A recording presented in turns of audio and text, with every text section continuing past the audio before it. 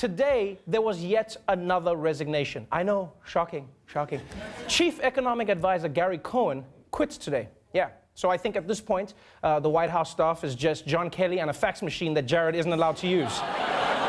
You know, right now, the White House has lost so many people. Like, every week, somebody's leaving. And, like, forget the White House. If an Applebee's lost this many people, I'd think twice about eating there. I'd be like, something's going on, something's going on. But let's move on, let's move on. If you ever worked with Donald Trump, there are two things that terrify you. Sponge bath Thursdays and special counsel Robert Mueller. Because for Trump and his people, Robert Mueller is a daytime horror movie. You know, he's methodically picking off your friends one by one, but only from 9 to 5. And yesterday, we were introduced to Mueller's latest victim, a former Trump aide by the name of Sam Nunberg, who was so freaked out when he got a subpoena from Mueller that he went on national television and lost his goddamn mind. During a whirlwind tour on cable news, former Trump campaign aide Sam Nunberg insisted he would defy a grand jury subpoena from special counsel Robert Mueller. It unfolded live during several hours of rambling and breathless interviews on television. What do I have to hand over all my emails to a federal investigator? It's not fair. It's really not fair. They're not going to send me to jail. You know what, Mr. Mueller, if he wants to send me to jail, he can send me to jail, and then I'll laugh about it. I've never seen anyone abandon a threat midway through. I swear to God, if you punch me, it's gonna hurt my face.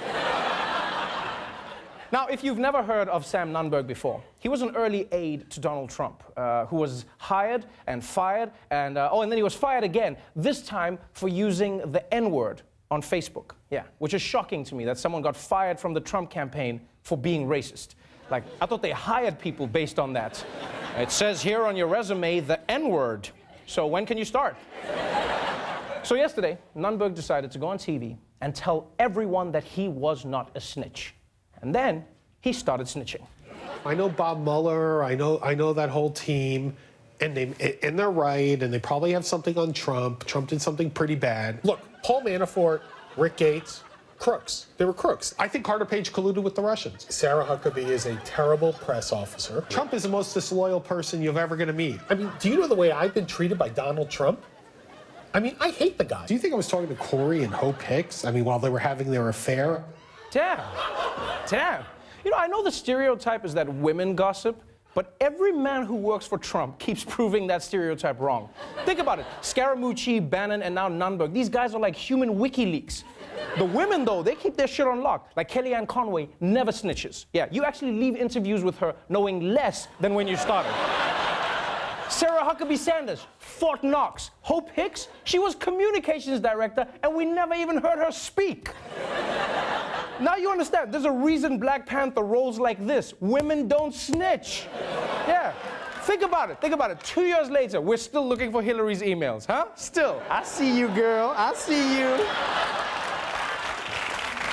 The guys are all here. Because unlike Trump's women, Sam Nunberg is the complete opposite. He spent the entire day blabbing to any show that would have him. He was on MSNBC, he was on New York One, he went on 3 different CNN shows. He was so eager to dish that somehow he even ended up on The Bachelor. I wanted Trump to lose. I didn't care if Trump lost. I thought it would be funny. I don't even know what to say. Yeah. And that wasn't even the craziest thing about last night's episode. # Team Becca. Now, even for a Trump associate, Nunberg's appearances were extremely erratic yesterday. You know, he was like if Fergie's national anthem was a person. In fact, it got so bad that one of the hosts on MSNBC brought out a lawyer to try and help him on live TV. And look at his face when the reality of the situation sinks in. I think your family wants you home for Thanksgiving, and I hope you will testify. Isn't this ridiculous? No, it's not ridiculous, Sam.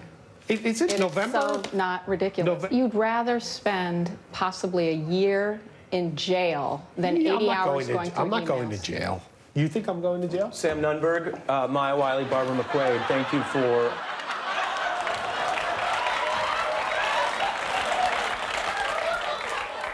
That's the face of someone who suddenly realizes he's screwed. It's like, I'm not going to jail. Oh, wait, I'm going to jail.